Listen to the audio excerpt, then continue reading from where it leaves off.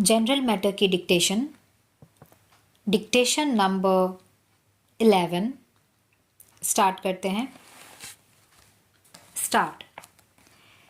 Education plays a significant role in the development of an individual and making him a well-informed citizen.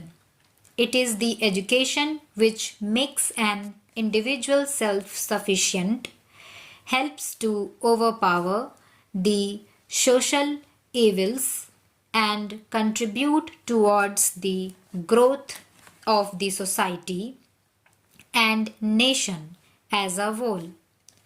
Over the years, the demand for the education in our country has grown by leaps and bounds. This is because people of all sections of society have understood the need of education, which is important for the overall development of a child. In India, education falls under the jurisdiction of both the union and state governments. Post-independence era witnessed the commitment of the government to ensure universal elementary education to all.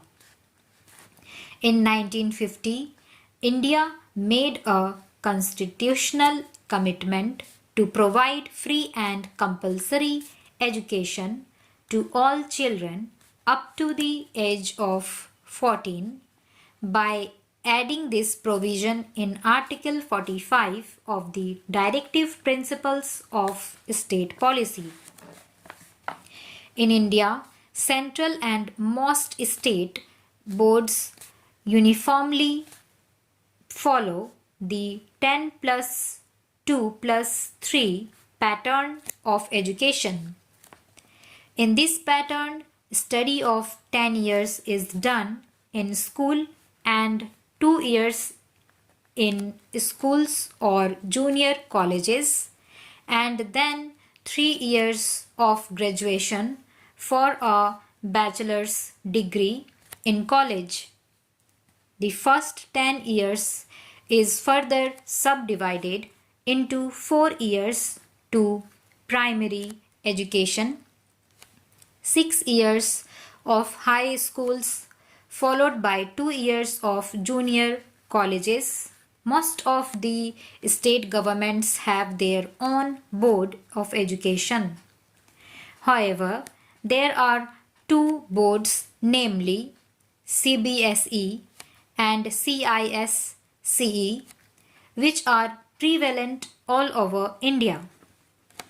The new education policy 2020 has proposed new circular and pedagogical structure with 5 plus 3 plus 3 plus 4 design covering the children in the age group 3 to 18 years.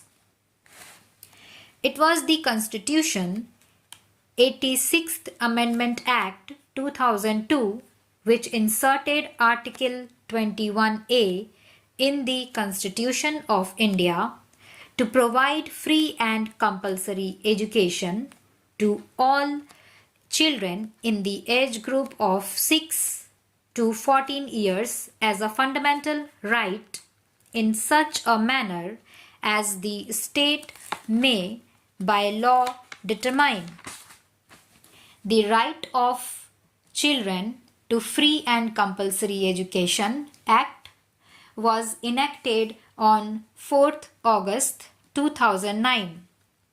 It represents the consequential legislation envisaged under Article 21A, means that every child has a right to full-time elementary education of satisfactory and equitable quality in a formal school which satisfies certain essential norms, and standards. The title of the RTE Act incorporates the words free and compulsory. Free education means that no child studying in government run schools shall be liable to pay any kind of fee, charges, or expenses which may prevent him or her from pursuing and completing elementary education. Compulsory education casts an obligation on the appropriate government and local authorities to provide and ensure admission, attendance, and completion of elementary education by all children. With this, India moved forward to the rights-based framework that casts a legal obligation on the central and state governments to implement this fundamental child right as enshrined in the Article 21A of the Constitution in accordance with the provisions of the RTE Act. Free and compulsory education to all children of India in the age group of 6 to 14 years. However, the new education policy 2020 has recommended the free and compulsory school education for all children in the age group of 3 to 18 years. The provision of no detention was incorporated in RTE Act. Under it, no child shall be held back, expelled, or required to pass a board examination until the completion of elementary education, that is class 1 to class 8. If a child above 6 years of age has not been admitted in any school or could not complete his or her elementary education, then he or she shall be admitted in a class appropriate to his or her age. The age of a child shall be determined on the basis of the birth certificate issued in accordance with Registration Act 1856 or on the basis of such other document as may be prescribed. No child shall be denied admission in a school for lack of age proof. A child who completes elementary education shall be awarded certificate. 25% reservation for economically disadvantaged group in admission to class 1 in all private schools. Financial burden will be shared between the state and central governments. The RTE Act provides for reservation of 25% seats for disadvantaged groups in every private schools.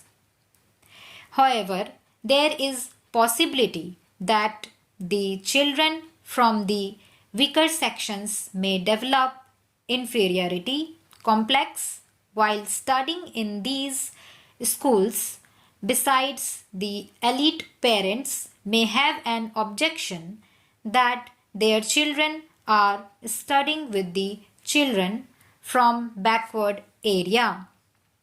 It is thus difficult step to get economically weaker sections at parity with the regular students in terms of education and exposure provided to them. The RTE Act lays down the guidelines in terms of infrastructure and minimum personnel requirements which the school needs to adhere in order to function.